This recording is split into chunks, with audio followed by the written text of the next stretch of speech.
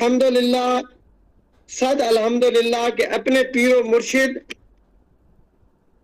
کے تصوف کے بارے میں جو خدمات ہیں اور عصر حاضر کے تقاضوں کے عین مطابق جو اس بدحالی کا دور ہے، جو مادہ پرستی کا دور ہے اور جو سائنسی ترقی کی وجہ سے ہمارے یعنی عوام الناس اور خواص کو خصوصاً دین سے دور کرتا جا رہا ہے، تو اس دور میں اگر کوئی اللہ کا ولی اتنی نازک قسم کے یعنی ٹاپک کو ٹچ کرتا ہے اور اس کے بارے میں قرآن، حدیث اور اسلاف کی تعلیمات کی روشنی میں اس کنسپٹ کو کلیئر کرتا ہے، تو میں کہتا ہوں یہ بہت بڑی خدمت ہے دین متین کی۔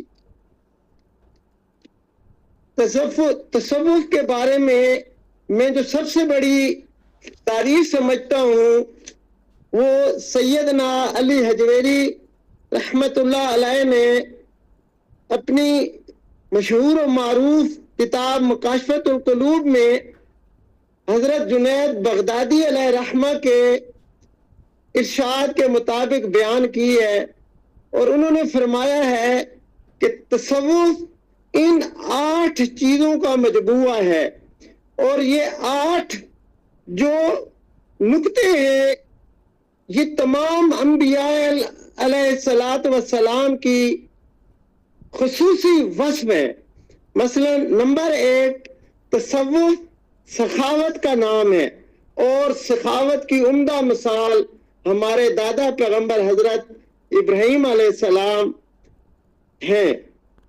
پھر دوسرا وصف جو ہے تصوف کا وہ رضا ہے، اس کی مثال حضرت اسماعیل علیہ السلام سے لی جا سکتی ہے۔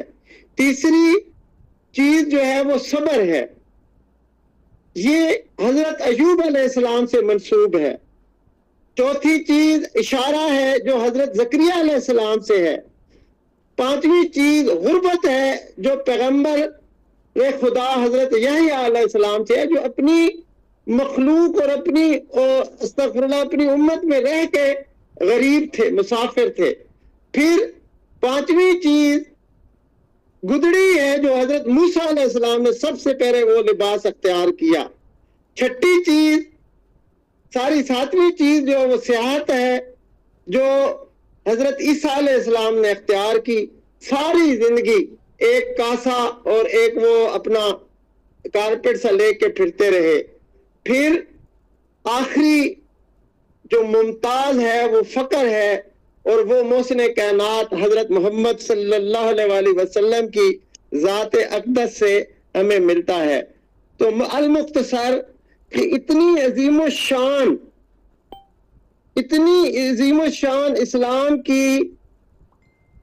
اسلام کی یہ ایک کڑی، اسلام کا یہ ایک وصف ہے تصوف، جس کو یعنی اس مادی دور میں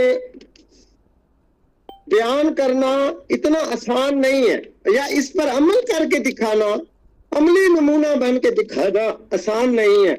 تو میں اب حضرت پیر سید نصیر الدین شاہ نصیر علیہ رحمہ کی جو تصوف کے بارے میں عصر حاضر میں خدمات ہیں وہ بیان کرنے چلا ہوں۔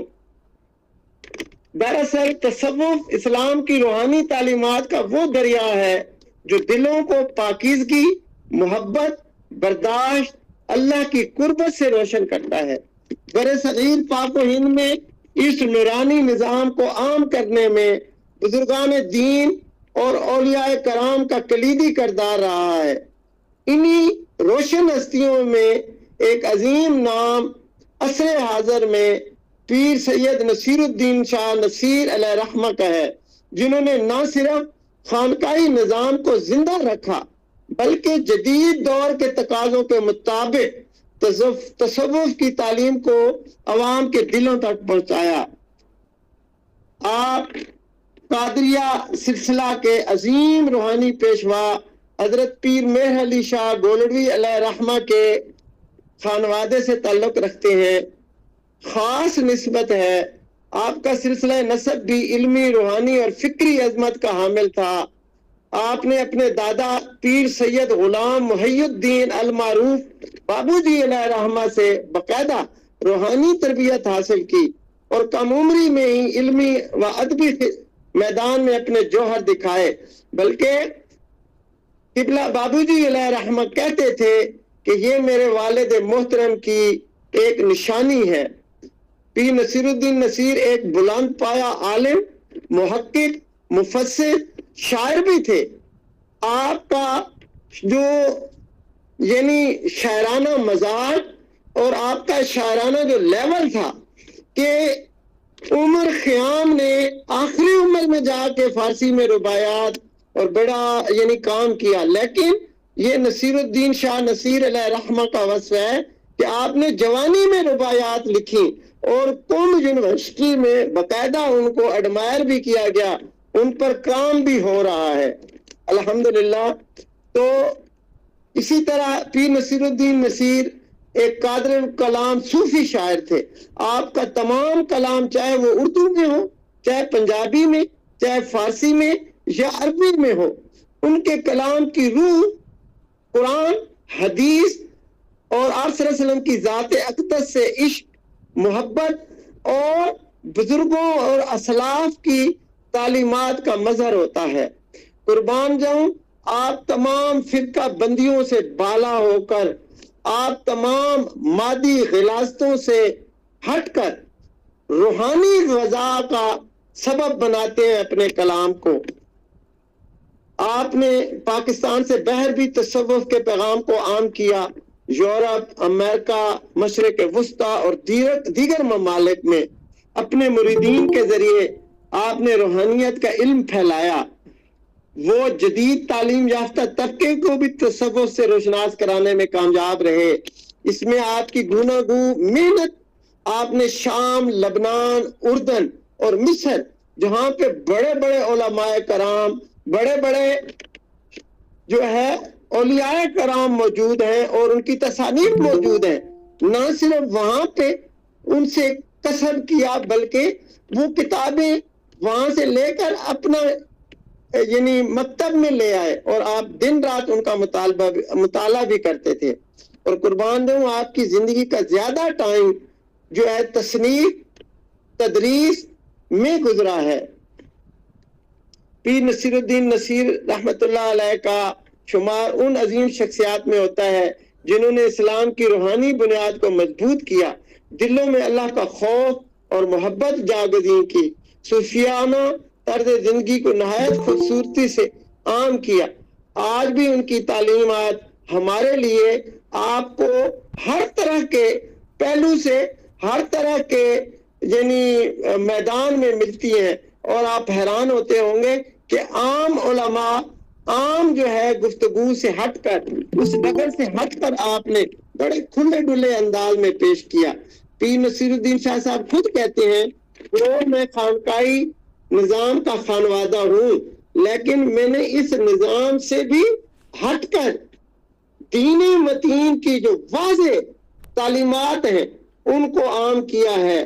اس میں شاید انہیں کچھ رکاوٹوں کا سامنا بھی کرنا پڑا، تمام مکاتب فکر سے بھی کبھی کبھی ان کی ذات پہ مختلف قسم کے اعتراض اٹھائے گئے، لیکن پیر نصیر الدین شاہ صاحب کی مثال وہی تھی کہ جس طرح مارکس ہیگل نے کہا کہ ہیرو جب ذات باری تعالیٰ ہیرو کو پیدا کرتی ہے تو اس کے سینے میں ایک پائیدار قسم کی آگ جو ہے وہ جلا دیتی ہے، اور وہ آگ اس ہیرو کو آگے اور آگے جانے کے لیے مجبور کرتی ہے۔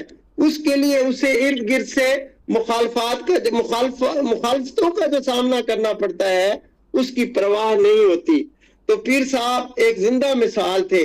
پھر آپ حسنی سید تھے تو آپ تمام مکاتب فکر میں مقبول تھے۔ قربان جاؤں، اللہ تعالیٰ نے آپ کو ظاہری شکل و صورت ایسی عطا کی کہ جو ایک دفعہ آتا تھا پھر آپ کا گرویدہ رہتا تھا۔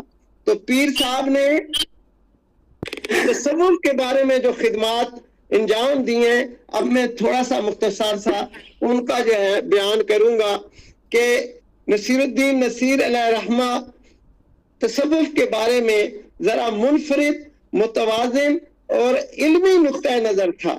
ان کے نظریات نہ صرف خالص اسلامی تعلیمات سے ماخوذ تھے بلکہ عصری تقاضوں سے ہم آہنگ بھی تھے۔ ذیل میں ان کے تصوف سے متعلق نظریات کو کچھ پیراؤں میں بیان کیا جاتا ہے، مثلا کہ نمبر 1، تصوف کا ماخذ قرآن و سنت ہے۔ پیر صاحب بہت بڑے قاری اور مختلف لہجوں میں عوام الناس کو سناتے بھی تھے قرآن، اور قرآن کی تفسیر اس طرح بیان کرتے تھے کہ شاید برِ صغیر پاک و ہند میں کوئی اس طرح بیان کرے۔ پیر صاحب کا بنیادی موقف یہ تھا کہ حقیقی تصوف قرآن و سنت کے دائرے میں رہ کر اپنایا جائے۔ ان کے نزدیک تصوف اسلام کا روحانی پہلو ہے جس کا مقصد دل کی پاکیزگی، اللہ سے قرب حاصل کرنا، نہ کہ بدعات یا کچھ اور غلو وغیرہ۔ اور آپ اکثر اپنی تقاریر میں، ہم آپ کی مجلس میں بھی جب بیٹھتے تھے تو آپ رد کرتے تھے ایسی چیزوں کو جو دین متین سے ہٹ کر لوگوں نے گھڑ لی ہیں۔ قربان جاؤں۔ اس کے بعد دوسرا نمبر آتا ہے کہ پیر صاحب ہمیشہ فرمایا کرتے تھے شریعت کے بغیر طریقت کچھ نہیں ہے۔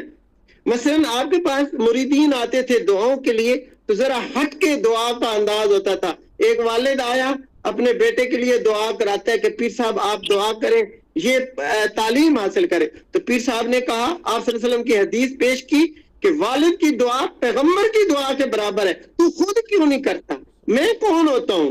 تو اس طرح آپ نے ساتھ ساتھ فقہ اور قرآن و حدیث کی تعلیم بھی ساتھ ساتھ لوگوں کو دیتے گئے۔ آپ فرماتے ہیں کہ سچا ولی وہ ہے جو عاجز ہے۔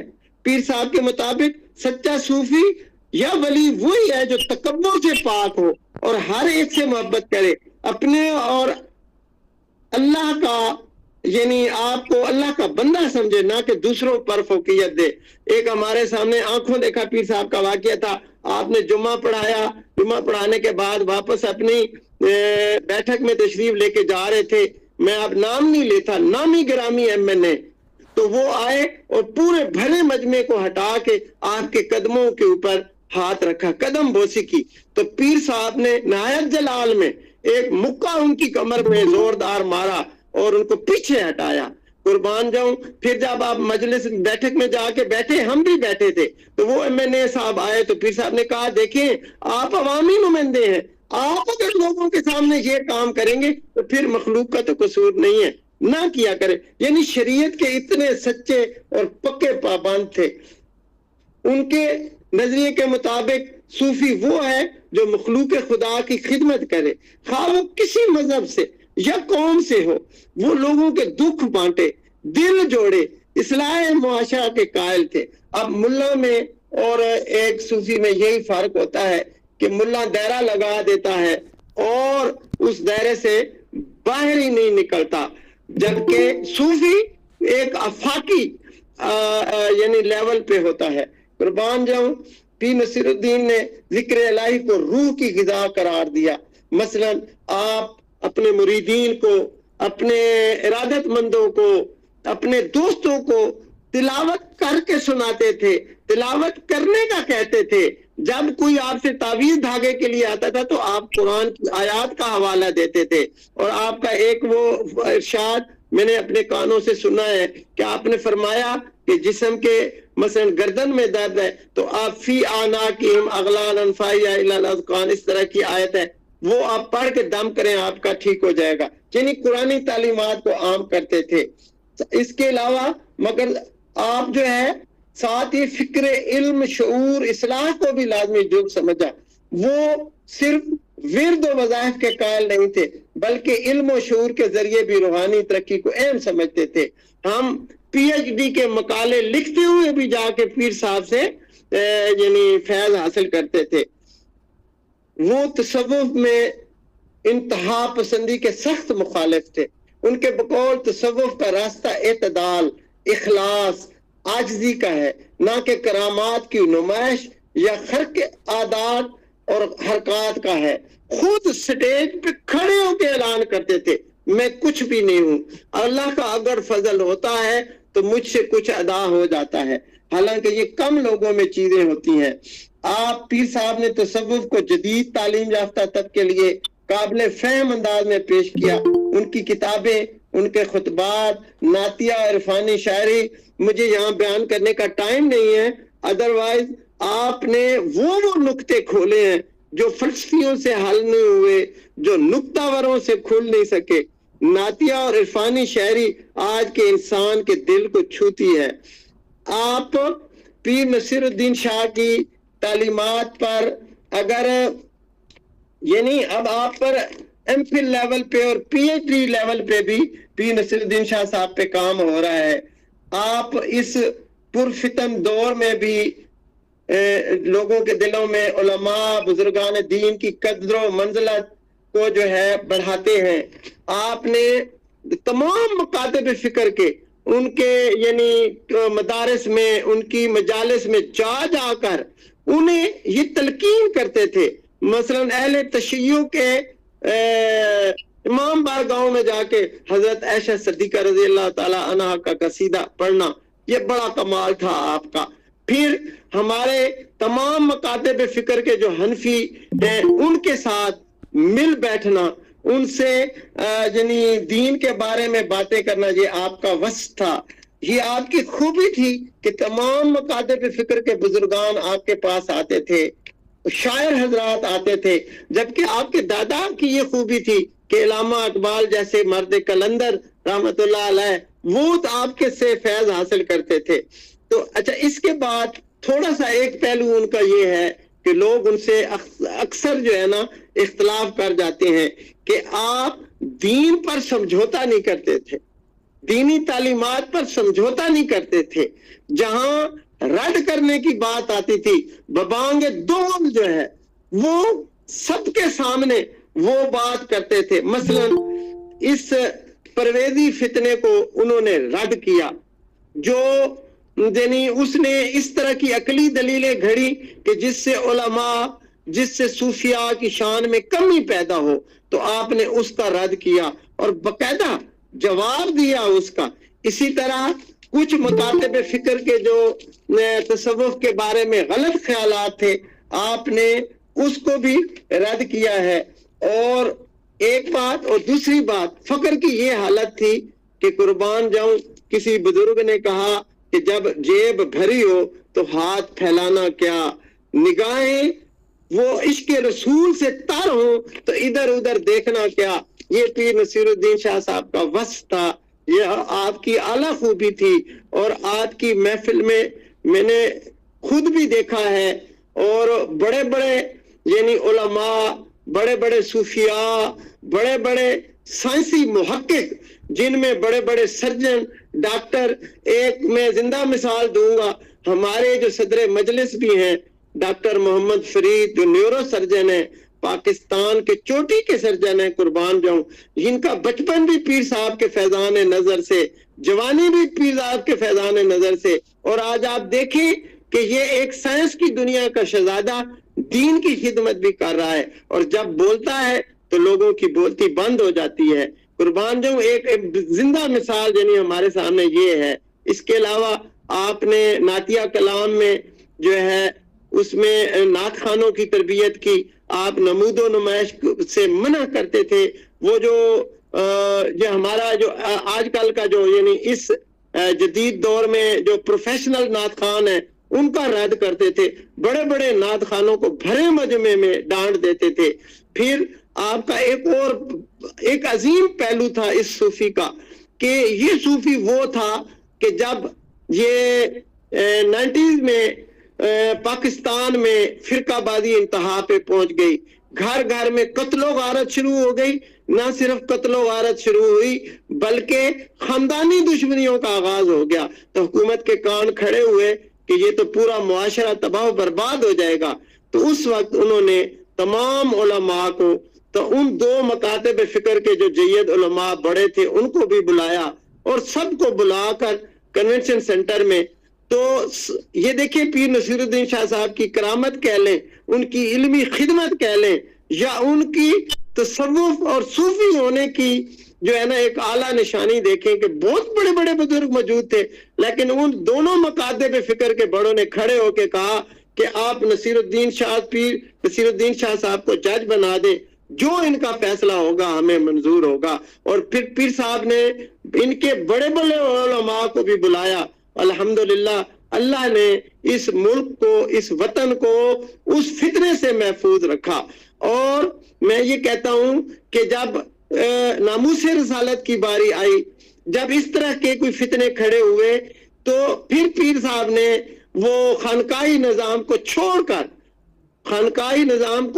چھوڑ کر آپ میدان میں آئے۔ جس طرح پیر میر علی شاہ صاحب فرماتے ہیں کہ جب رد قادیانیت کے لیے میں گورڑا سے روانہ ہوا تو مجھے راستے میں کسی نے کہا وہ تو کس لائن پہ چل پڑا ہے، تیرا کام تو ادھر خانقاہ میں بیٹھ کے صوفیانہ جو ہے نا تعلیمات کو عام کرنا تھا، یہ تو کدھر جا رہا ہے؟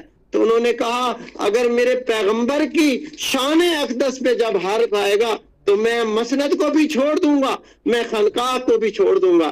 یہی وطیرہ اپنے پردادا کا پیر نصیر الدین شاہ صاحب نے اپنایا، اور الحمدللہ آج بھی وہ اس دنیا میں نہیں ہے، آپ نے اس دنیا سے پردہ کر لیا ہے، اور بڑے عروج پر آپ ہم سے جدا ہوئے، لیکن اللہ تعالیٰ نے آپ کی تعلیمات کو زندہ رکھا ہے۔ میں ناچیز، میرے پاس ایک سکالر آیا تو کہتے ہیں جی میں گورڑا شریف بھی گیا ہوں، تو انہوں نے کہا ہے کہ آپ ڈاکٹر نصیر کے پاس جائیں، غلام نصیر کے پاس۔ تو اس نے کہا جی میں نصیر الدین شاہ صاحب پہ اپنا مقالہ لکھنا چاہتا ہوں۔ تو میں نے کہا عزیز پہلے یہ بتاؤ یہ موٹیو کیا ہے تمہارا، ان کے اوپر کیوں نہیں؟ اور بہت ساری شخصیات ہیں۔ وہ کہتا ہے جی کہ وہ مولانا صاحب تھے، کہتے ہیں میں پیر صاحب کا مرید نہیں ہوں، عقیدت مند ہوں لیکن مرید نہیں ہوں۔ تو میں نے پیر صاحب فوت ہوئے ہیں تو اس کے بعد میں نے خواب میں دیکھا ہے کہ میں گورڑا شریف کی مسجد میں ہوں، پیر صاحب جو ہے سامنے بیٹھے ہوئے ہیں، اور لوگ ان کو اسی طرح جس طرح ملتے ہیں، دعا کراتے ہیں، اپنے مسائل پوچھتے ہیں، اپنے مصائب بتاتے ہیں۔ تو میں نے وہ دیکھا، تو پھر اچانک میری دوسری طرف نظر گئی تو پیر صاحب میری طرف آ رہے ہیں، دوسری طرف یعنی رخ میں نصیر الدین شاہ صاحب میری طرف آ رہے ہیں۔ ایک وہ میں نے دیکھا ہے کہ آپ ادھر لوگوں کو مل رہے ہیں، اور میرے پاس آ کے مجھے کہتے ہیں مولانا اس نصیر الدین شاہ سے وہ جو لوگوں کو مل رہا ہے میں اب جو ہے نا زیادہ بہتر محسوس کر رہا ہوں۔ تو یہاں مجھے وہ یاد آ گیا کہ جب اللہ کا صوفی، جب اللہ کا ولی اس دنیا میں ہوتا ہے تو دنیاوی پابندیوں کی وجہ سے، دنیاوی غلاستوں کی وجہ سے وہ محدود ہوتا ہے، اس کا فیض بھی محدود ہوتا ہے، اس کی تعلیمات میں بھی تھوڑی بہت پابندی یا کوئی رکھنا یا دخل اندازیاں ہوتی ہیں۔ لیکن جب صوفی، وہ اللہ کا ولی، وہ اللہ کا برگزیدہ بندہ جب اس دنیا سے پردہ فرماتا ہے تو اس کا فیض عام ہو جاتا ہے۔ اس کی مثال یوں لے لے کہ جیسے ایک طوطا پنجرے میں بند ہوتا ہے تو اس کی کچھ اور حیثیت یا صلاحیت ہوتی ہے، لیکن جب پنجرے سے باہر نکلتا ہے تو پھر اس کی پرواز اور اونچی ہو جاتی ہے۔ تو پیر نصیر الدین شاہ صاحب نے وہ کام کیا۔ آپ خود فرماتے تھے کہ جو ہواؤں میں کہا ہوا تحلیل ہو جاتا ہے، منہ سے بولا ہوا تو میں لکھوں گا بھی صحیح۔ آپ نے راہ و رسم ما یہ ایک تصوف پہ کتاب لکھی ہے، بڑا علمی کام کیا ہے، اس پہ نام و نسب آپ نے کتاب لکھی ہے۔ پھر آپ کا کلام، آپ کی ہر نعت، ہر غزل، ہر منقبت آپ نے وہ لکھی ہے، اور اس کو اس انداز سے نعت خانوں نے پڑھا ہے کہ بڑے منظوم انداز سے کہ وہ دلوں کو کھینچتی ہے، وہ یعنی اثر رکھتی ہے۔ ایک کلام وہ بھی ہوتا ہے کہ لوگ سننا بھی گوارا نہیں کرتے۔ اور میرا خیال یہ ہے کہ جس طرح کھڑی شریف کے بزرگ ہیں، بابا غلام فرید صاحب ہیں، بابا بھلے شاہ صاحب ہیں، وارث شاہ صاحب ہیں، سلطان بہو علیہ رحمہ ہیں، ان کا کلام امر ہے، پیر نصیر الدین شاہ صاحب کا بھی کلام امر ہو جائے گا۔ یہاں میں آخر میں آپ کی وہ جو یعنی کلام کی وسعت ہے وہ منظوم انداز میں تو پیش نہیں کرتا، میں وربس طریقے سے پیش کر دیتا ہوں۔ عام انداز میں کہ آپ کہتے ہیں کہ یعنی جب اللہ کی ذات سے تعلق جڑ جائے، جب آپ صلی اللہ علیہ وسلم کی ذات سے تعلق جڑ جائے تو پھر آپ کیا کہتے ہیں کہ نہ رہی وہ بزم عشرت، نہ وہ عیش جاودانہ، تیری ایک نظر نے لوٹا میری عمر کا خزانہ۔ پھر آپ فرماتے ہیں مجھے کب ستم کا ہے غم، کہ یہی کرم ہے کیا کام، مجھے اس نے اپنا جانا، مجھے اس نے اپنا مانا، قربان جاؤں۔ پھر آپ فرماتے ہیں تیرے سنگ در سے مجھ کو ملی ہے یہ سر بلندی، میرا تاج سروری ہے تیری خاک آستانہ۔ ایک سید گھرانے کا خانوادہ، ایک الحمدللہ غنی غنی ہو کر، علم و فضل میں سب سے آگے ہو کر، اینڈ پہ آپ کہتے ہیں تجھے اے نصیر ان کی ذات سے، تجھے اے نصیر نسبت کہ تو خزاں رسیدہ گل میں وہ بہار جاودانہ۔ تو پیر صاحب کا انداز کلام، اور پھر آپ خود بھی پڑھتے تھے تو قربان جو بہت خوبصورت اللہ تعالیٰ نے آپ کو آواز بھی دی تھی۔ تو آپ نے عالم اسلام میں اپنا نہ صرف ایک منفرد انداز اپنایا بلکہ آپ نے تمام بزرگان کی، حضرت صدیق اکبر رضی اللہ تعالیٰ عنہ، حضرت عمر فاروق رضی اللہ تعالیٰ عنہ، حضرت عثمان غنی رضی اللہ تعالیٰ عنہ، اور اسی طرح حضرت علی حیدر کرار رضی اللہ تعالیٰ عنہ کی شان میں وہ قصائد بیان کیے، وہ کلام پیش کیا کہ نہ ماننے والے بھی مان گئے۔ تو اس مختصر سی گفتگو میں آخر میں یہی کہوں گا کہ آج بھی اگر آپ گورڑا شریف جائیں تو حق نصیر کے نعرے لگتے ہیں، اور وہاں پہ قرآن 24 گھنٹے پڑھا جا رہا ہے، اور پھر آپ کے کلام کو نہ صرف پاکستان میں بلکہ بلاد عرب، بلاد افریقہ، بلاد یورپ میں سنا، پڑھا اور اس کو سمجھا اور اس پر عمل کر کے اللہ اور اس کے رسول صلی اللہ علیہ وآلہ وسلم کی قربت حاصل کی جاتی ہے۔ وما علینا الا البلاغ۔ بہت خوب جناب ڈاکٹر غلام نصیر الحق صاحب، آپ نے پیر نصیر الدین رحمۃ اللہ علیہ کے حوالے سے بہت قیمتی مقالہ پیش کیا، خاص کر ان کے اشعار بھی سنائے۔ میں تو ان کے وہ ٹک ٹاک چھوٹے چھوٹے کلپ جو آتے ہیں وہ بہت سنا کرتا ہوں۔ اب ہم پروگرام کے اگلے حصے کی طرف بڑھتے ہیں، اور ڈاکٹر صاحب نے جو گفتگو فرمائی ہے اس پہ کوئی سوال، کوئی اضافہ، کوئی تبصرہ۔ سب سے پہلے ڈاکٹر صبیہ اخلاق صاحبہ۔ جی ڈاکٹر صاحبہ۔ بسم اللہ الرحمن الرحیم۔ السلام علیکم ورحمۃ اللہ وبرکاتہ۔ وعلیکم السلام میڈم۔ جی آپ کا مقالہ بہت دلچسپ تھا، بڑے والہانہ انداز میں آپ نے بیان کیا اور بڑے سادگی سے اس کی ساری باتیں ہمیں بتائیں، اور بہت مزہ آیا سن کر۔ اور میں اب منتظر ہوں صدارتی خطبے کی۔ دراصل ماشاءاللہ آپ نے بڑے شاندار طریقے سے، مجھے یاد آ رہا ہے کہ چند ماہ پہلے بھی آپ نے اس حوالے سے ہمیں مقالہ سنایا تھا۔ وہ پیر میر علی شاہ علیہ رحمہ پہ جی جی وہ تھا، اور پیر میر علی شاہ پہ تھا، اور وہ مجھے یاد ہے کہ وہ میں نے حرف بحرف بیٹھے بیٹھے جو ہے وہ اسی وقت لکھ لیا تھا، وہی دیکھتے ہی دیکھتے۔ اور پھر اس کے بعد وہ جو نعت اج سکھ متران دی ودھیری ہے، وہ پھر میں نے یوٹیوب سے وہ کر کے وہ لکھی تھی، تو بڑا خوبصورت تجربہ تھا۔ تو آج اس کی یاد تازہ ہو گئی، اور آپ کے یہ والہانہ انداز میں جو آپ نے مقالہ پڑھا بہت مزہ آیا۔ جی میڈم، میں سب کے سامنے اعتراف بھی کرتا ہوں کہ آپ بھی دینی خدمت کر رہی ہیں، آپ کی کتب مجھے ملی ماشاءاللہ، تو میں باقاعدگی سے تھوڑا تھوڑا کر کے پڑھ رہا ہوں، تو ساتھ ان سے افادہ بھی حاصل کر رہا ہوں۔ اللہ آپ کو جزائے خیر دے، اللہ مزید جو ہے نا ہمت طاقت دے دین کی خدمت کی۔ جزاک اللہ میڈم۔ جزاک اللہ، تھینک یو، جیتے رہیں، سلامت رہیں، جزاک اللہ۔ ٹھیک ہو گیا جی، آگے بڑھتے ہیں۔ اور سب سے پہلے تو میں جناب محترم ڈاکٹر یاسر حسین ستی الخیری جس پروگرام کے منتظم ہیں، ان سے کہوں گا کہ وہ اپنا انپٹ دیں، پھر آگے لسٹ کے مطابق چلتا ہوں۔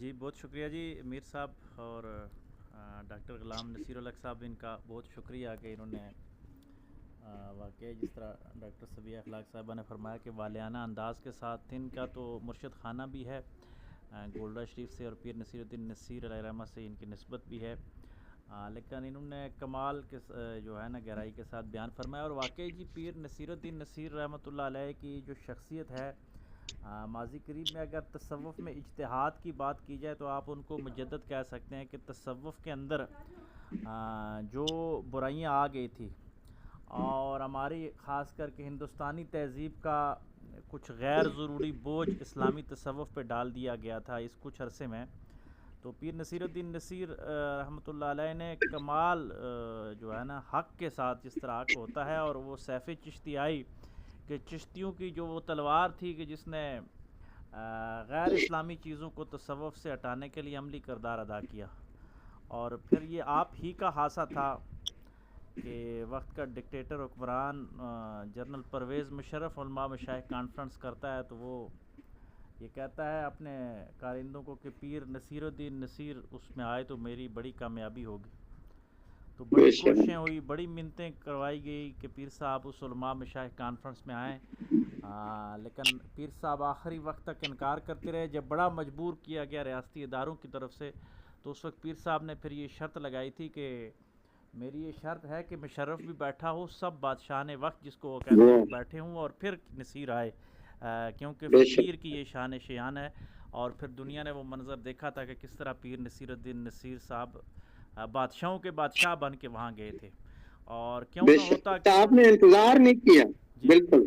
تو پھر یہ بھی کیوں نہ ہوتا کہ ان کے دادا پیر مہر علی شاہ علیہ رحمہ کا ایک قول ہے جو تاریخ میں سنہری عروج کے ساتھ لکھا گیا کہ آپ نے فرمایا کہ بہترین ہے وہ بادشاہ جو فقیروں کے در پہ حاضری دیتا ہے، اور بدترین ہے وہ فقیر جو بادشاہوں کے در پہ جاتا ہے. تو پیر نصار صاحب کے اندر ساری وہ خصوصیات موجود تھی. اور پھر دینی علوم و عصری علوم و ان کے اوپر ایک خاصا ان کی گرپ تھی. اور بڑے بڑے علماء ہمارے اساتذہ اسلامک یونیورسٹی سے ڈاکٹر جمیل قلندر صاحب وغیرہ یہ جایا کرتے تھے اور ان کی محافل میں بیٹھا کرتے تھے. مجھے بھی ایک دو دفعہ پیر صاحب سے جو ہے وہ ملاقات کا شرف حاصل ہوا. بہت چھوٹی عمر تھی اس وقت، لیکن بہرحال پیر صاحب کی وہ جو باتیں ہیں اس وقت کہی گی تو وہ آج تک اسی طریقے کے ساتھ یاد ہیں. تو یہ خوبصورت یادیں ہیں. اور تصوف میں جو فیوریٹ ترین پرسنالٹی آپ کہہ سکتے ہیں ماضی قریب کی، تو وہ پیر صاحب تھے. اور ڈاکٹر صاحب کا ایک دفعہ پھر شکریہ کہ آپ نے ان کی شخصیت پہ گھنٹوں گفتگو کی جائے تو کم ہو سکتی ہے. ہمارے قلم کارواں میں باقاعدہ ایک شاعری کا سیشن ہوتا ہے، جمعہ کے دن غالباً ہوتا ہے. تو ہماری جو مسلم صوفیاء کی شاعری ہے، میں چاہ رہا ہوں کہ میر صاحب اس کے اوپر بھی باقاعدہ کوئی مشاعرہ رکھا اتوار کے دن ڈاکٹر یاسر ستی صاحب اتوار کے دن، جی اتوار کے دن ہوتی ہے. تو آپ مسلم صوفیاء اتوار کے دن، جی تو اس میں مسلم صوفیاء کے شاعری پہ بات کی جائے. اور پیر نصیر الدین نصیر صاحب کی یہ بات خوبصورت، شاید ہی یہ کم صوفیاء کے حصے میں آئی ہے کہ جو بیک وقت ایک کامل صوفی بھی، ایک بہترین شاعر بھی، بہترین عالم بھی، بہترین نقاد بھی. ایک طرف آپ ان کی بزم میں افتخار عارف اور انور مسعود جیسے آدمی ہاتھ باندھ کر بیٹھا کرتے تھے، اور دوسری طرف ڈاکٹر طاہر القادری صاحب، مولانا سمیع الحق صاحب، مولانا فضل الرحمان صاحب جیسے آدمی، مولانا تقی عثمانی صاحب جیسے لوگ ان کے پاس بیٹھنا پسند کرتے تھے. یعنی بیک وقت دین و دنیا کا بہترین امتزاج، اردو ادب، فارسی شاعری آپ کہہ لیں، یعنی جس طرف بھی گئے انہوں نے سکے بٹھا دیے. اور حقیقی معنوں میں جو سجادہ نشین ہونا چاہیے وہ ایسا ہی ہونا چاہیے کہ جو پیر صاحبان کی روحانی برکات ہوتی ہیں ان کے اثرات ان کے دنیا سے جانے کے بعد ان کی اولاد پر مادی فتوحات کی صورت میں برستے ہیں. جس طرح آپ برصغیر میں دیکھ رہے ہیں کہ اکثر سجادہ نشین حضرات اپنے بزرگوں کی قبری روحانیت کو مادی صورت میں استعمال کرتے ہوئے کھا رہے ہیں، لیکن پیر نصیر الدین صاحب نے اپنے اجداد کی روحانی ترقی کوئی مادی جو صورت ان کو ملی ہوئی تھی اس کو کھایا نہیں، بلکہ اس کو امت کی سربلندی کے لیے لگایا ہے. اور یہ میں مبالغے کے طور پہ نہیں کہہ رہا بلکہ غیر جانبدار ہو کے یہ کہنے کی کوشش کر رہا ہوں، اور یقیناً میں غیر جانبدار ہوں اس معاملے میں. تو باقی صوفیاء کو اور سجادہ نشین حضرات کو بھی ان سے سبق حاصل کرنا چاہیے کہ کیا ایسے ہی سجادہ نشین ہوتے ہیں. اور یہاں پہ ایک اور نقطے کی بات میں کرتا چلوں پیر نصیر الدین نصیر رحمۃ اللہ علیہ پیر میر علی شاہ صاحب کے سے زیادہ نشین نہیں تھے، ان کی اولاد میں سے ضرور تھے، لیکن یہ ڈاکٹر صاحب ہی بہتر بتائیں گے، قادریہ سلسلے میں وہ خلافت اور چشتی بھی چلا رہے تھے، لیکن جو باقاعدہ گولڑا شریف پہ گدی تھی وہ بابو جی سرکار جو غالباً ان کے چچا تھے یا اس طرح کا رشتہ تھا ان کے نہیں، دادا تھے، بابو جی علیہ رحمہ دادا تھے اور وہ پردادا تھے پھر بڑے لالا جی اور چھوٹے لالا جی جو غالباً ان کے بڑے لالا جی صاحب والد تھے، چھوٹے لالا جی صاحب چچا تھے، ان کے چچا کی سے زیادہ نشینی میں انہوں نے سارا دور گزارا، لیکن ان کے اندر اپنی خداداد صلاحیتیں اتنی تھی کہ باقاعدہ جو مروجہ روایتی سسٹم ہے وہ ایک باقاعدہ ایک روحانی اور وہ بھی بڑی متحرک ہستیاں تھیں، ان کے اوپر بھی انشاءاللہ ڈاکٹر غلام نصیر الحق صاحب وقفے سے دونوں لالا جی صاحبان اور بابو جی صاحب پہ بھی گفتگو ہوگی، ان کی بھی شاعری اور وہ عوامی طور پہ اس طرح اجاگر نہیں ہوئے جس طرح نصیر صاحب ہوئے، لیکن ان کی شخصیات میں بھی بڑی ایک گریپ ہے، تو اس کے حوالے سے وہ بھی علوم و فنون کے منبع تھے، انہوں نے اپنے والد کے کلام سے بھی بڑا کسب اور بڑا فیض حاصل کیا ہے، مقالہ آگے لائیں گے، لیکن پیر صاحب کا جو خصوصیت تھی کہ ان بڑی ہستیوں کی موجودگی میں اپنا لوہا منوانا، یعنی وہ خلافت یا اس چیز کے محتاج نہیں تھے۔ آج اگر پیر میر علی شاہ صاحب رحمۃ اللہ علیہ کے بعد گولڑا شریف کہیں جو ہے چاروں بر اعظموں میں اجاگر ہو رہا ہے تو وہ پیر نصیر الدین نصیر رحمۃ اللہ علیہ کی وجہ سے ہو رہا ہے، تو اللہ تبارک و تعالیٰ آپ کے درجات بلند فرمائے اور ہمیں بھی آپ کے نقش قدم پہ چلنے کی توفیق عطا فرمائے۔ میں اسی پہ اکتفا کرتا ہوں، شاید آج کوئی زیادہ ٹائم لے لیا، بہت شکریہ۔ بہت شکریہ جی، باقی جو باتیں تھیں آپ نے پوری کر دی ماشاءاللہ۔ اب آگے بڑھتے ہیں، لسٹ کے مطابق عامر صاحب کا پہلے نام آ رہا ہے، آپ چاہیں تو گفتگو رکھیں جناب محترم عامر صاحب۔ آپ تک میری آواز پہنچی سر؟ آگے ڈاکٹر طاہر محمود صاحب کا نام ہے جی، ڈاکٹر طاہر محمود صاحب، آپ تک آواز پہنچی سر ڈاکٹر صاحب؟ جی فرید الدین مسعود برانی صاحب، جن کو خصوصی ٹیلی فون کر کے میں نے پروگرام میں شامل ہونے کی درخواست کی ہے۔ جی بسم اللہ الرحمن الرحیم۔ میر افسر رحمان صاحب، آپ کی محبت ہے، آپ اس قابل سمجھتے ہیں، دوبارہ میں معذرت خواہ ہوں، تاخیر سے شامل ہوں کیونکہ یہاں بجلی گئی ہوئی تھی تو اینڈ والا سیشن ہی چل رہا تھا، گفتگو اس وقت میں شامل ہوں، ورنہ میں نے ضرور سٹارٹ پہ جوائن کر لینا تھا۔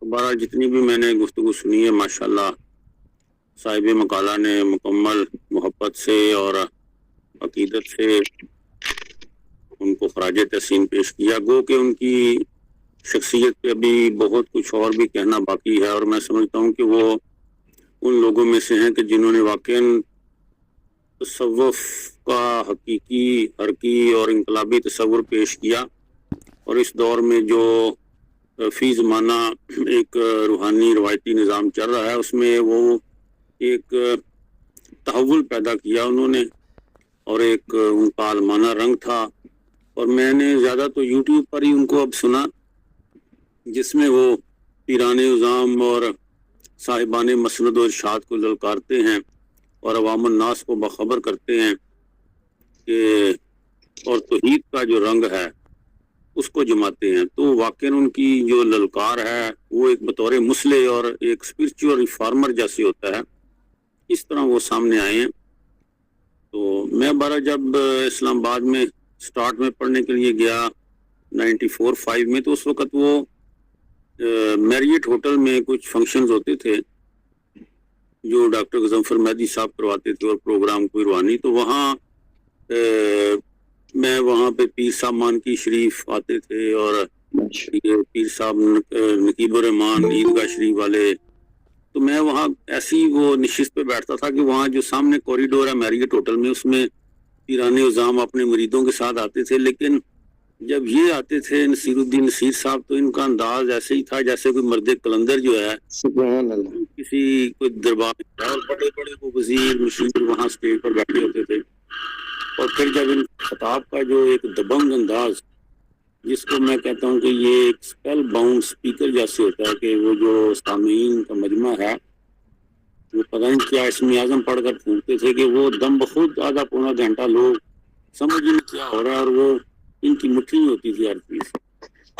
آخری جو میں نے ان کی گفتگو سنی تھی وہ انہوں نے حسینیہ کانفرنس تھی یہاں میریٹ ہوٹل میں، تو جناب زینب علیہ السلام علیہ کی شان میں انہوں نے ایک منقبت پیش کی اور وہ کافی طویل تھی، اور ایسی کمال انہوں نے وہ جناب زینب بنت علی کو خراج عقیدت پیش کیا، اور وہ میرے پاس آج بھی ہے کہ میں نے وہاں میرے پاس ڈائری اور پینسل تھی، میں نے لکھنی شروع کر دی، لیکن حضرت صاحب کمال و رفتگی اور عشق سے ایسے پڑھ رہے تھے جیسے کوئی دمشق کا دربار ہے جہاں بی دے رہی ہیں ماشاءاللہ پاک کی وہ پورا منظر کہ جس طریقے سے انہوں نے یزید کو للکارا اور دمشق کے دربار میں جو کیفیت تھی اس کو بیان کیا، تو میں سمجھتا ہوں کہ وہ بیک وقت اہل بیت کے عاشق، صحابہ کرام کے فالوور اور وحدت امت کے دائی، اور صحیح جو ایک رنگ ہے مجاہدانہ تصوف کا، اسلام کا چہرہ انہوں نے واقعاً پیش کیا، اور وہ میں سمجھتا ہوں آج بھی جتنی گدیاں ہیں پیران نظام ہیں ان کے لیے بھی ایک بہت بڑا سبق ہے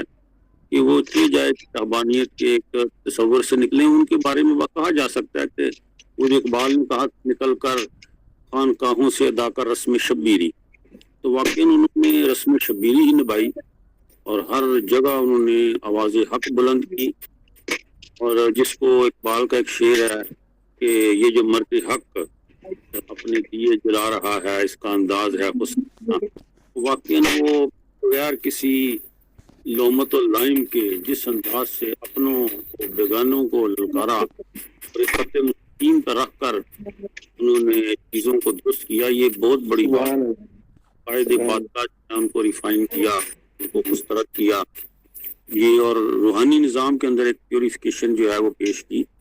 تو بہرحال یہ ان کے قریب جو بیٹھنے والے ہیں، ہم بس یہ سمجھتے ہیں کہ ہمیں اتنا شعور نہیں تھا، ورنہ ان پر جا کر قدموں بیٹھتے، بس وہ کانفرنسوں میں ان کو سنتے رہے، اور یہی ہمارا ساسا ہے ان کی محبت۔ اور بس پھر وہ آخری منظر ان کا کسی نے وہ یوٹیوب پر دکھایا جب ان کا جنازہ تھا، تو وہ جنازہ بھی قابل دید تھا، اور وہ جو جنازے پہ کلام جو پڑھا گیا وہ بھی شاید ان کا ہی تھا، انہیں کا تھا، وہ میرا غم گسار چلا گیا، بالکل سر، میرا غم گسار چلا گیا۔ تو واقعاً جی وہ اللہ کریم ویسے جو لوگ ہیں ان اس روحانی نظام میں اللہ تعالیٰ عطا فرمائے تاکہ جو روحانی پیاس ہے لوگوں کی وہ دور ہو اور حقیقی اسلام جو ہے وہ پیش ہو۔ جزاک اللہ۔ شکریہ فرید الدین مسعود برانی صاحب۔ آگے بڑھتے ہیں، غزالہ امبرین صاحبہ کا نام آ رہا ہے جی۔ غزالہ امبرین صاحبہ آپ گفتگو فرمائیں۔ آپ تک میری آواز پہنچی جی؟ آگے امتیاز احمد صاحب کا مائک کافی دیر سے کھلا ہوا ہے، شاید وہ بات کرنا چاہتے ہیں جی۔ امتیاز احمد صاحب، امتیاز احمد صاحب آپ کچھ بات کرنا چاہیں گے؟ آگے بڑھتے ہیں جی۔ ہلو جی جی آپ بات کریں۔ حضرت بہت اعلیٰ بیان تھا ڈاکٹر صاحب کا، اور یہ چونکہ پیر نصیر الدین صاحب ہمارے وقت میں ہوئے ہیں، واحد صوفی ہیں جن کو ہم نے دیکھا ہے، جن کو ہم نے سنا ہے، اور کمال کا جو بیان کرتے تھے ہمیشہ وہ جو پیری فقیری ہے جو لوگ غلط گلو کرتے ہیں اس کو نگیٹ کیا، انہوں نے پوری شہر کو سمجھایا ہے ہمیشہ۔ میں خود ان کی محفل میں گیا ایک دفعہ، تو میں نے یہ نہیں کہا کہ جس طرح وہ، میں کھلے لفظ میں کہا کہ میرا تعلق جلال پور شریف سے ہے، ماشاءاللہ رحمۃ اللہ علیہ۔ وہ بھی ڈاکٹر اقبال نے ان کے اوپر بہت کچھ لکھا، اور وہ کسی عہد کے تھے ان کے آپس میں، تو انہوں نے وہ ہوتا ہے نا کہ آدمی ناز چڑھاتا ہے یا کوئی اگنور کرتا ہے، کہ اس وقت جلال پور شریف کی تعریف میں جو باتیں کی مجھے بہت خوشی ہوئی، بہت اعلیٰ اچھی تھی۔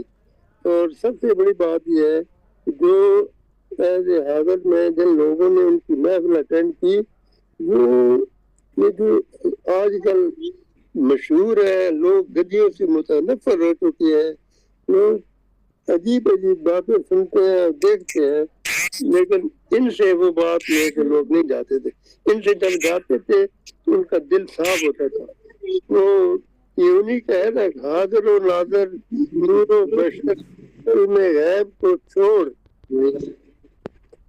हाजिर नाज़र का मसला चल रहा है, नूर और बशर का चल रहा है, तो शुक्र कर कि वो तेरे ऐबों को छुपाए हुए है। शुक्र कर कि वो तेरे ऐबों को छुपाए हुए है। बहुत साल की तो डॉक्टर साहब ने जो बयान किया है ये भी कमाल कर दिया। जज़ाकल्लाह डॉक्टर साहब। शुक्रिया जनाब। आगे बढ़ते हैं, महमूदुल हसन साहब से दरख्वास्त है वो बात करें। जी महमूदुल हसन साहब, ये माइक बंद कर ले, डिस्टर्बेंस हो रही है। जी अस्सलाम वालेकुम रहमतुल्लाहि व बरकातहू। वालेकुम अस्सलाम व रहमतुल्लाहि व बरकातहू। माशाअल्लाह जी, मकाला बहुत जबरदस्त था। मैंने उनको देखा तो नहीं है अल्लामा फिरोजुद्दीन नसीर का, लेकिन उनके जो क्लिप्स आते रहे हैं, जो उनकी वीडियोज आती रही हैं, वो देखते रहे हैं। तो मैं ये समझता हूँ कि मौजूदा जमाने के वली कामिल और यजीद के सामने असल में हक कहने वाले उन लोगों में शामिल थे। अल्लाह ताला उनके दर्जात को और बुलंद फरमाए। अल्लाह ताला हमें उनके नक्श कदम पर चलने की तौफीक अता फरमाए। बहुत जबरदस्त किताब था, और वाकई जिस तरह इन्होंने बयान किया, वाकई वो इन सिफात के हामिल बुजुर्ग थे। बहुत शुक्रिया सर। शुक्रिया महमूदुल हसन साहब। आगे नाम आ रहा है मोहम्मद अख्तर सैयद साहब का। जी सैयद साहब। अस्सलाम वालेकुम व रहमतुल्लाहि व बरकातहू। जी वालेकुम अस्सलाम व रहमतुल्लाहि व बरकातहू। फादर को ताला ने बड़ी मेहनत से अपना मौजूद तैयार किया, और तमाम हालात का तो अहाता करना यकीनन मुमकिन नहीं था। उन्होंने सीधा हालात बयान फरमाए। पीर नसीरुद्दीन नसीर शाह साहब के, पीर नसीर शाह साहब अहद हाजिर के एक मुख्तलिफ सूफी थे, जो बहुत सारे मुशरिकान अकायद जो मज़ारों दरबारों में होते हैं उनकी नफी करते थे। पीर साहब ने एयानत और इस्तानत की शरई हैसियत के नाम से एक किताब भी लिखी, जिसमें उन्होंने इस्तानत और एयानत के हवाले से गुफ्तगू की, और एक रुबाई भी तौहीद पर मुश्तमिल उन्होंने कही थी। और उस रुबाई के मंजर आम पर आने के बाद उनके अपने तबके में से लोगों ने पीर साहब को वहाबी कहना शुरू कर दिया था। लेकिन बहरहाल पीर साहब का अपना एक नजरिया मांगी जा सकती है।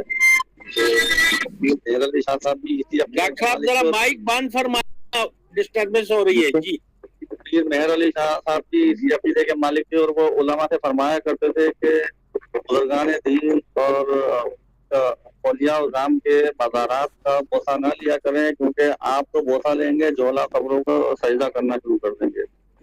तो यकीनन आज के दौर के और गुज़िश्ता अदवार के जितने भी सूफी हज़रात थे उनसे बहुत मुख्तलिफ अकीदा रखने वाले इंसान थे और बहुत खूब इंसान थे। अल्लाह उनकी मक़फ़िरत फरमाए और सबको अकीदा शुक्रिया सैयद अख्तर साहब। आगे बढ़ते हैं, राफिया फातिमा साहबा का नाम आ रहा है। राफिया फातिमा साहबा, आप गुफ्तगू फरमाएं।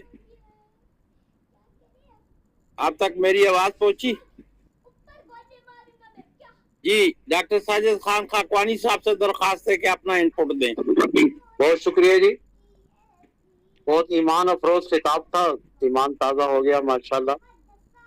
जब मोटरवे नहीं बना था तो हम मेहर एक्सप्रेस चलती है तो पिंडी से मुल्तान तक जाती है, हम उस पर सफर किया करते थे। 16 घंटे में वो मुल्तान पहुंचाती थी, और हम गोरड़े से उस पर सवार होते थे। G10 से गोरड़ा स्टेशन 9 किलोमीटर और पिंडी स्टेशन 18 किलोमीटर है, यानी डबल फासला था, और ट्रैफिक भी जाहिर है पिंडी में बहुत ज्यादा था। तो मुझे याद है हम अक्सर के वक्त यहाँ से ट्रेन पर चलते थे, तो इस प्लेटफॉर्म पर वो कमरे शमरे बने हुए, उसके सामने वाला प्लेटफॉर्म बिल्कुल खाली है। तो उस पर पीर साहब असर के वक्त सैर किया करते थे, उनके पीछे पीछे मुरीदीन भी चलते थे, उनके हाथ में तस्बीह होती थी, और उनकी रफ्तार भी तेज होती थी पैदल चलने की, और आवाज माशाल्लाह इतनी बुलंद होती थी कि दूसरे प्लेटफॉर्म पर भी उनके कहके या कोई ऊंची बात हो तो वो वहां तक सुनाई देती थी। तो हम देखा करते थे, मेरा बस ये देखने था कि उनसे ताल्लुक रहा। अलबत्ता मेरा एक स्टूडेंट था, वो उनके मुसाहिबीन में से था, खिदमतगार था उनका, उनके पास बैठा रहता था, टांगे दबाना वगैरह। तो उसने मुझे बताया, कई बातें बताई उसने, अक्सर बातें बताई। एक दफा उसने बताया कि एक 9 ब्यासा जोड़ा आया पीर साहब के पास कि हमारी औलाद की दुआ करें। इसका जिक्र डॉक्टर साहब ने भी अपने खिताब में किया है कि पीर साहब ने बड़े डांटते हुए अंदाज में अपनी मकामी जुबान में उनसे पूछा कि तुम्हारे वालिदैन हयात हैं? तो उस जोड़े ने कहा जी हाँ हयात हैं।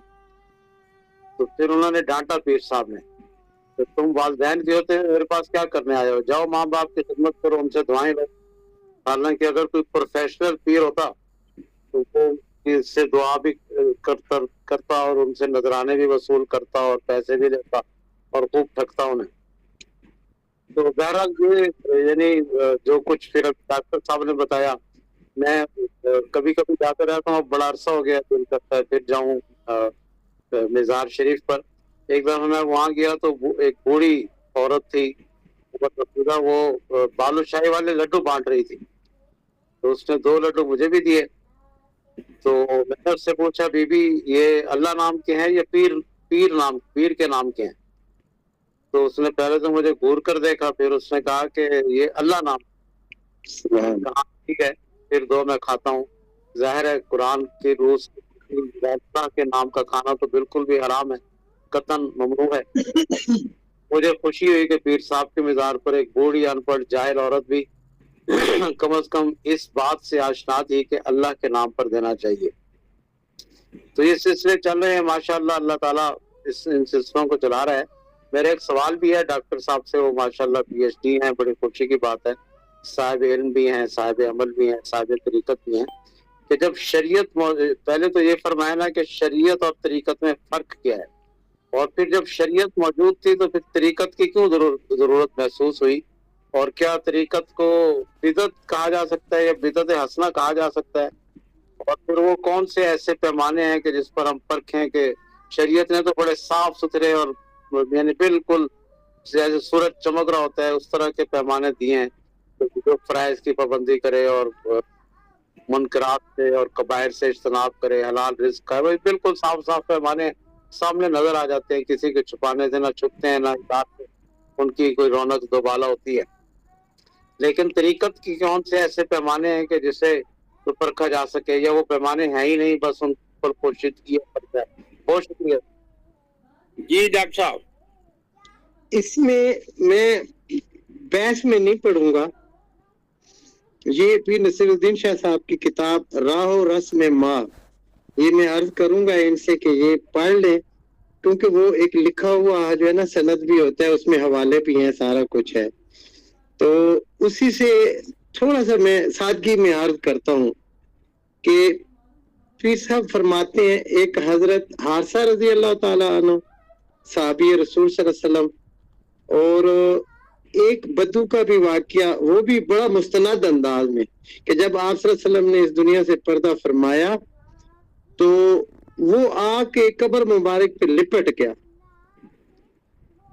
तो मुख्तार ये जी कि वो कहते हैं मुझे नहीं पता था, मैं आ गया हूँ और आप इस दुनिया से पर्दा फरमा गए, अब मैं तो अपनी मग़फ़िरत की दुआ के लिए आया था कि आप मेरे लिए मग़फ़िरत करें। तो उसमें फिर पीर साहब ने लिखा है कि बकायदा आवाज की शक्ल में कि वो आए कि अल्लाह ने आपकी मग़फ़िरत कर दी है। वहां पे साहबा भी मौजूद थे, बाकी भी। फिर पीर साहब लिखते हैं कि आप सल्लल्लाहु अलैहि वसल्लम जब तशरीफ लाते थे तो साहबा उजलत करके, यानी सवारियों में अगर थे तो उतर के आप सल्लल्लाहु अलैहि वसल्लम का बोसा लेते थे।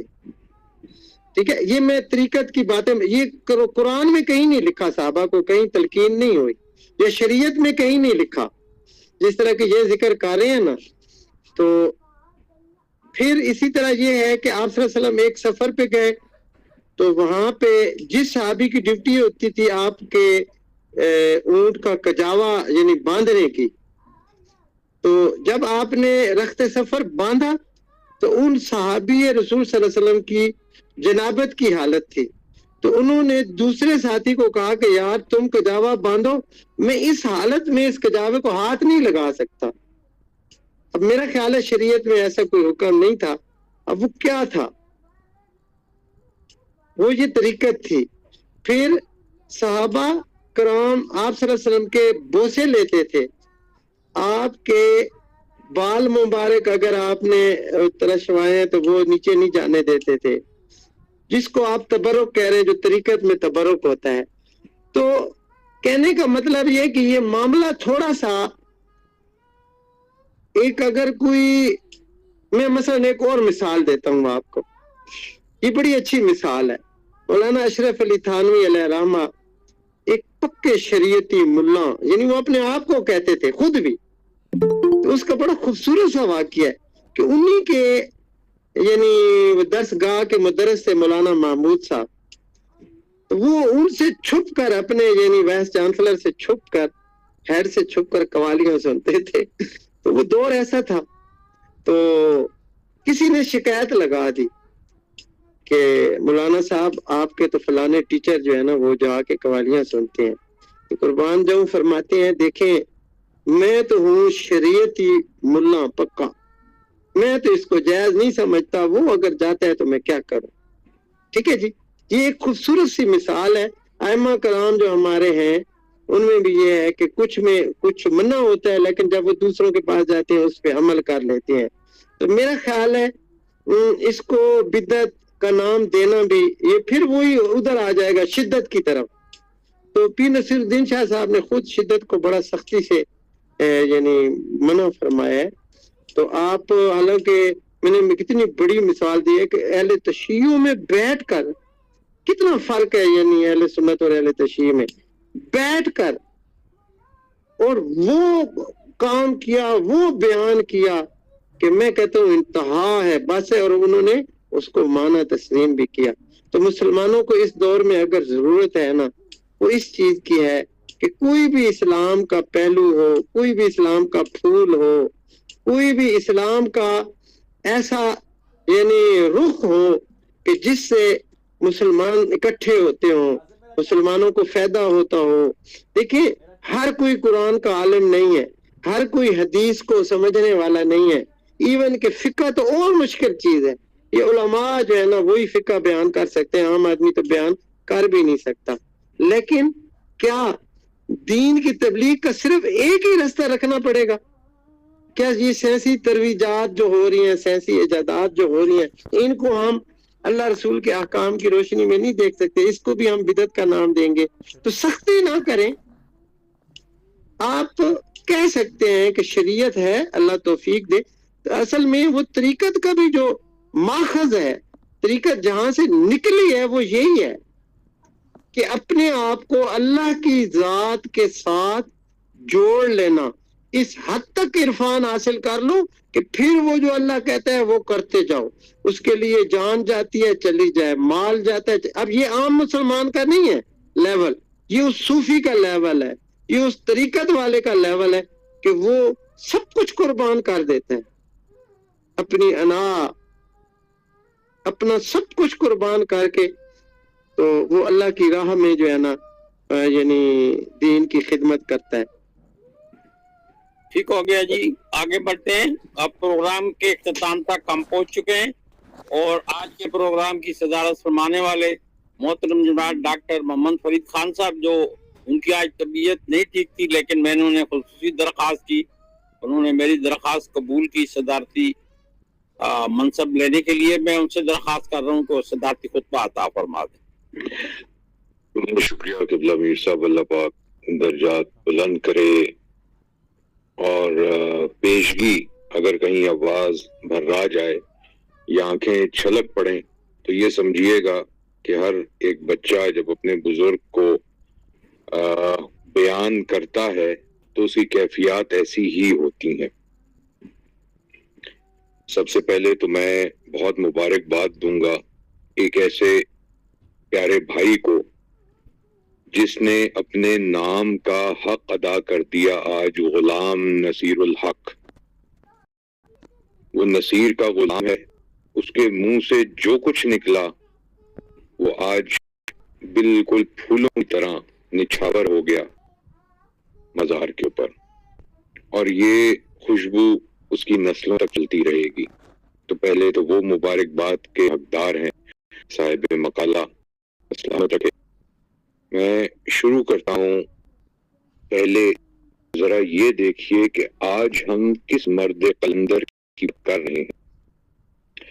آسمان علم و حکمت کا یہ نیر تاباں 14 نومبر 1949 کو سرزمین گولڈرا شریف پر طلوع ہوتا ہے، جس کی تابندہ کرنوں سے پھوٹنے والی روشنی سے ایک جہاں منور ہونا تھا۔ آپ رحمۃ اللہ تعالی علیہ نے ابتدائی تعلیم آستانہ گولڈرا شریف کے علم و معرفت کے روح پرور ماحول میں اپنے بزرگوں کی سرپرستی میں حاصل کی۔ گزرتے وقت کے ساتھ ساتھ درسیات کی اکثر کتب نامور مدارس اور خاص طور پہ مدرس حضرت مولانا فتح محمد گھوٹوی رحمۃ اللہ تعالی علیہ سے پڑھی۔ فن قرات و تجوید استاد القراء حضرت قاری محبوب علی لکھنوی سے حاصل کی اور کمال حاصل کیا، جبکہ بخاری شریف، مسلم شریف اور فنون کی اہم کتب جو معروف کتاب مہر منیر کے مؤلف حضرت مولانا فیض احمد رحمۃ اللہ تعالی علیہ ہیں، ان سے پڑھنے کا شرف حاصل کیا۔ آپ علیہ رحمہ کی شخصیت کو جلا بخشنے اور نکھارنے میں آپ کے دادا جان حضرت سید غلام محی الدین المعروف بابو جی سرکار کی ذاتی توجہ اور باطنی تصرفات کا بہت زیادہ عمل دخل موجود ہے۔ حضرت پیر سید نصیر الدین نصیر رحمۃ اللہ تعالی علیہ خود بابو جی سرکار کے بارے میں فرماتے تھے، بلا شبہ آپ کی قدر افزائیوں اور خصوصی نوازشات نے مجھے علم و ادب کے میدان مینا کے بڑھنے اور اپنے پاؤں پر کھڑے ہونے کا حوصلہ بخشا۔ پہلے یہ تو دیکھ لیجئے کہ بابو جی کو بابو جی کیوں کہا جاتا تھا، اور جس کا ذکر قبلہ حضرت نصیر صاحب کر رہے ہیں اپنے دادا کا، ان کی کیا وجہ تھی جو وہ ریل سے یا ٹرین کے انجن سے والہانہ محبت کرتے تھے۔ آئیے صاحبان، آج ایک تصوف کا نیا رنگ سیکھتے ہیں۔ جس گولڈرا شریف کے ٹرین سٹیشن کا میرے پیارے بھائی خاکوانی صاحب اللہ ان کے درجات بلند کرے کا ذکر فرمایا، حضرت قبلہ بابو جی سرکار وہاں اکثر اور بیشتر شام کو بیٹھنا، چائے نوش فرمانا، ان ٹرینوں کے ڈبوں کو دیکھنا اور خاص طور پہ انجن کو دیکھ کر اسے دعا دینے کا عمل دنیا نے دیکھا۔ ایک شخص کی ہمت پڑی تو آپ نے قبلہ حضرت بابو جی سرکار علیہ رحمہ سے پوچھا کہ آپ پوری ٹرین مسافروں سے بھری ہوتی ہے، اس کی دعا بعد میں کرتے ہیں، یہ جو انجن ہے اس کی پہلے کرتے ہیں۔ جناب من سامعین، ایک قلندر کا جواب سنیے جو تصوف سے بھرا ہو۔ کہتے ہیں، یہ دعا کرتا ہوں کہ میرا رب میری زندگی اس انجن کی طرح کر دے تاکہ میں خود جلتا رہوں اور تمام کے تمام میرے پیچھے جو مسافرین ہیں ان کو منزل مقصود تک پہنچا دوں۔ صاحب قلندر کی سوچ کا اندازہ اپنے آپ کو جلانے سے شروع ہوتا ہے اور راکھ تک پہنچانے کا عمل ہوتا ہے۔ حضرت پیر سید نصیر الدین نصیر علیہ رحمہ اپنے والد محترم حضرت غلام محی الدین المعروف بڑے لالا جی سرکار کے 1997 میں وصال کے بعد مسند سجادگی پر جلوہ افروز ہوتے ہیں اور تادم واپسی اس شان سے مسند نشین میں رہتے ہیں جس کی مثال بہت ہی کم ملتی ہے۔ آپ نے حقیقی معنوں میں بالکل یہ مسند سجادگی پر بیٹھنے کے تمام تر تقاضوں کو کما حقہ پورا کیا۔ آپ روایتی سجادہ نشین بالکل نہ تھے، جیسے صاحب مقالہ نے बखूबी बयान किया और दीगर शुरका ने उसकी तायीद की, बल्कि एक मुजद्दिद मिल्लत महर अली शाह रहमतुल्लाह ताला अलैह की रूहानियत और मार्फत और इल्म सलूक की अनमोल दौलत के हकीकी वारिस होने के नाते निकल कर खानकाहों से अदा कर रस्म शब्बीरी का अमली सबूत पेश किया। इस सिलसिले में सिलसिला चिश्तिया तौसविया की रूहानी पेशवा हजरत ख्वाजा सूफी जमालुद्दीन तौसवी अलैहिर्रहमा सरकार खानकाए दारुल जमाल दीपालपुर भी सैयद नसीर रहमतुल्लाह ताला की इसी रस्म शब्बीरी का तस्करा अपनी मजालस में बड़े ही फखरी अंदाज से किया करते थे। और कभी अगर कोई आपसे पूछता कि आप अलैहिर्रहमा के आस्थाने पे मुरीद होने के लिए जो आता है, तो आप अक्सर इसे पीर नसीरुद्दीन नसीर अलैहिर्रहमा की खिदमत में भेज देते थे और कहते थे पीर सैयद नसीर अलैहिर्रहमा को मेरा सलाम कहना कि दीपालपुर से सूफी जमालुद्दीन आपने आपके दस्ते शफकत पर बैत होने के लिए भेजा है।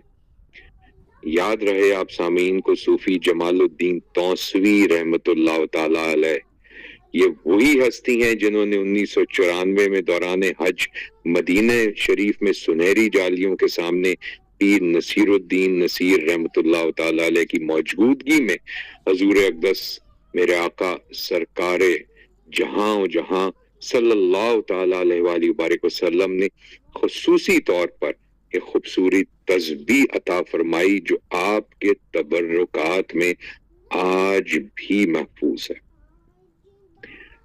आइए अब उस टॉपिक की तरफ चलते हैं जिस टॉपिक के आज मकसद को बयान करना था, और उसमें सबसे पहली चीज देखते हैं कि किबला हजरत सैयद नसीरुद्दीन नसीर अलैहिर्रहमा मौजूदा दौर के खानकाई निजाम से बिल्कुल मुतमईन न थे।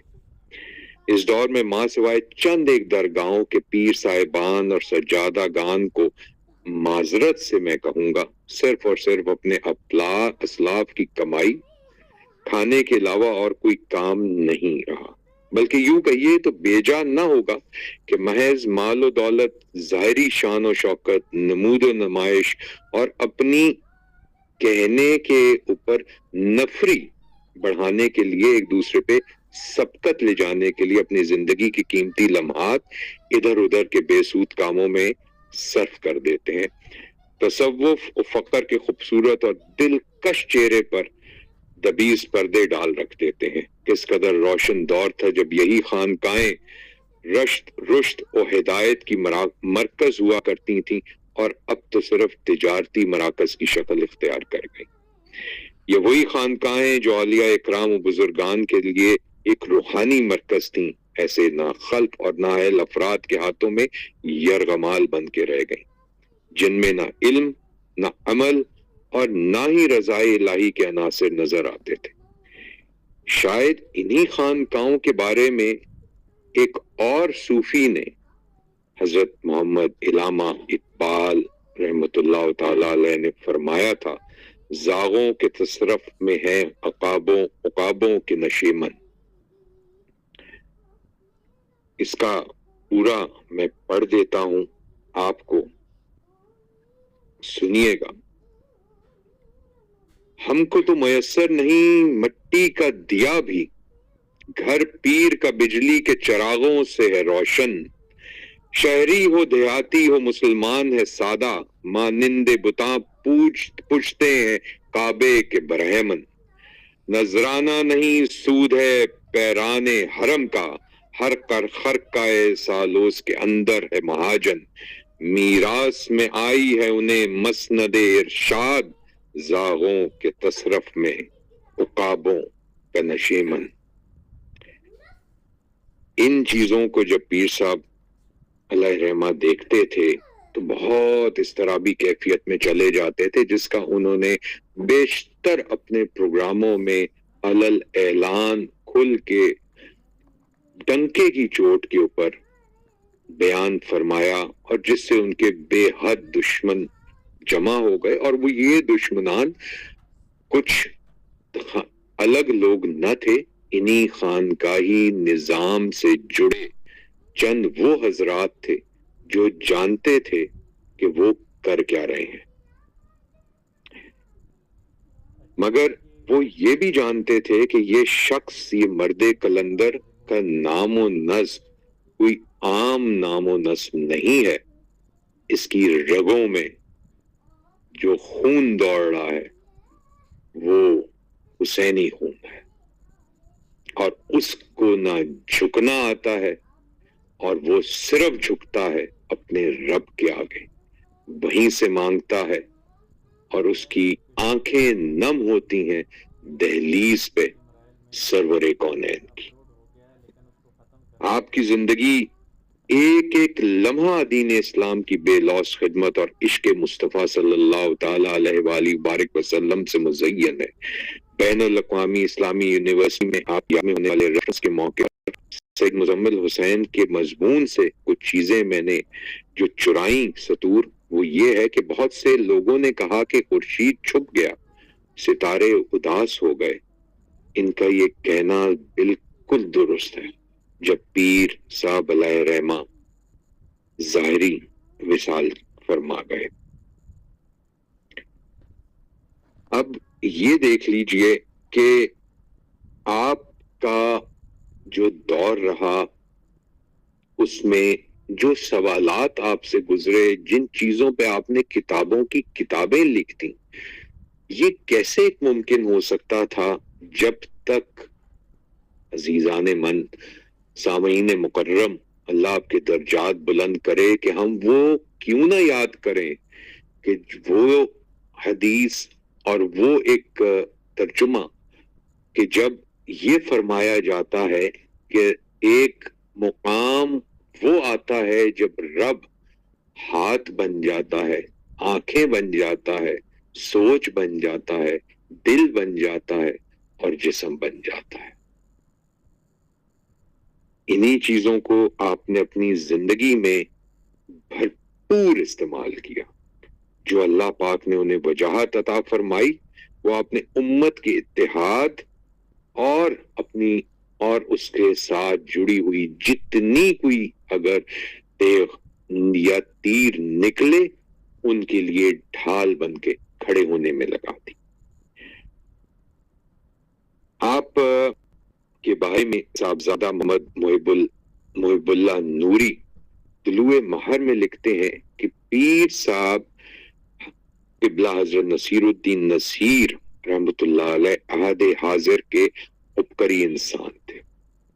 وہ علم و ادب کے مرجع البحرین، سادات کے گوہر آب دار، بارگاہ غوثیت کے مقبول، اسلاف کی میراث، اخلاق کے لیے مشعل راہ، اہل دنیا کے لیے سراپا استغنا اور احباب کے لیے مار و محبت تھے۔ میں چند ایک چیزوں کا ذکر کرتا جاتا ہوں، کیونکہ اگر ان چیزوں پہ آیا جو آپ نے کی تو شاید ایک نہیں کئی 100 پروگرام اسی طریقے کے ہمیں مرتب دینے پڑ جائیں، مگر جو چند سوالات دیکھیے دور میں اٹھتے ہیں، ان کے آپ کے جوابات کبھی زندگی میں موقع ملا تو ان پہ بھی پروگرام ضرور انشاءاللہ کریں گے بھی، اور خود بھی کروں گا۔ وہ چند سوالات تھے خانقاہی نظام میں خانقاہوں پہ حاضری دینا، دعا کروانا، وہاں پہ آ کے دعا کرنا، اس کا آپ نے بہت جامع بڑے سارے پروگراموں میں جواب دیا۔ اسی طرح سید کی شادی کا معاملہ بہت زور سے اٹھا 1980 کے درمیان اور 90 کی دہائی میں، اس کا آپ نے بہت ہی بخوبی حوالہ دے کے اس کا جواب دیا۔ اسی طرح دور حاضر کے ایسے چیزیں جو کہ اضطراب کی کیفیتوں میں لوگوں کو، بلکہ بڑی بڑی خانقاہوں کے صاحبزادگان کو لے جاتی تھیں اور امت کو لے جاتی تھیں کہ وہ گمراہی کی طرف جا سکتی تھی، وہاں آپ کی تحقیق اور آپ کی ایسی چیزیں سامنے آتی تھیں کہ ان سے دل کو اطمینان حاصل ہو جاتا تھا اور عقل کو ٹھہراؤ نصیب ہو جاتا تھا۔ آپ کی ایک اپنی ہی آپ کا ایک اپنا ہی کلام میں پڑھ دیتا ہوں سامعین مکرم، سمجھ جائیے کہ نصیر کیسا تھا، کیسا ہے اور کیسا انشاءاللہ۔ سماعت کیجئے۔ میرا انداز نصیر اہل جہاں سے ہے جدا، سب میں شامل ہوں مگر سب الگ بیٹھا ہوں، دین سے نہ مذہب سے الگ بیٹھا ہوں، تیری دہلیز سے ہوں سب سے الگ بیٹھا ہوں، ڈھنگ کی بات کہے کوئی بولوں میں بھی مطلبی ہوں، کسی مطلب سے الگ بیٹھا ہوں، بزم احباب میں حاصل نہ ہوا چین مجھے، مطمئن دل ہے بہت جب سے الگ بیٹھا ہوں، غیر سے دور مگر اس کی نگاہوں کے قرین، محفل یار میں اس ڈھب سے الگ بیٹھا ہوں، یہی مسلک ہے میرا اور یہی میرا مقام، آج تک خواہش منصب سے الگ بیٹھا ہوں، عمر کرتا ہوں بسر گوشائے تنہائی میں، جب سے وہ روٹ گئے تب سے الگ بیٹھا ہوں، میرا انداز نصیر اہل جہاں سے ہے جدا، سب میں شامل ہوں مگر سب سے الگ بیٹھا ہوں۔ آپ کے کلام کے اندر ہزاروں آپ کے اساتذہ کے دیوان کا اثر اور رنگ شامل ہے۔ اساتذہ کو تو دیکھیے کہ کیسے کیسے ہیں، مولانا جمی، عمر خیام، انیس، عبید، ابو الخیر، شیخ سعدی رحمت اللہ تعالی دہلی، خواجہ میردرد، مرزا غالب سرمد، دبیر اور امجد حیدرآبادی کے اکابرین کے علم و رنگ کا نمونہ ہے آپ کے کلام کے اندر، ایک نہیں ہزاروں کتابیں لکھ دی ہیں آپ نے، یہ کہنا